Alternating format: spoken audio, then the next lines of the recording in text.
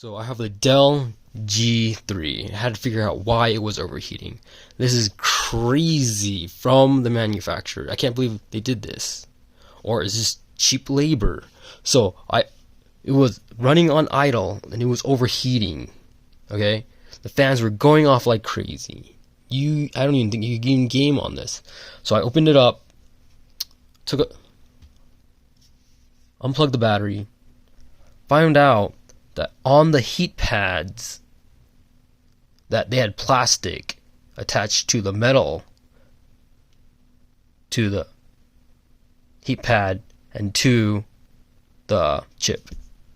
So it was not transferring heat correctly on all the pads, like 1, 2, 3, 4, 5, 6, 7 of them, and only one did not have plastic. So it was overheating like crazy, and then I had to change the thermal paste, both of them, and that was crazy. And then also on the back of it, oh my gosh, look at this. Look at that ventilation hole. There is no ventilation hole at all. Look at that. So I had to cut out my own hole just so it could run well. And yeah, that's all I had to do. It's like, what the fudge, really? To get it up and running. That is crazy. Really, really cheap labor or really bad QA. So yeah, that's how I fix my Dell G3. Maybe you guys need to do that? I really don't know. Do these laptops overheat?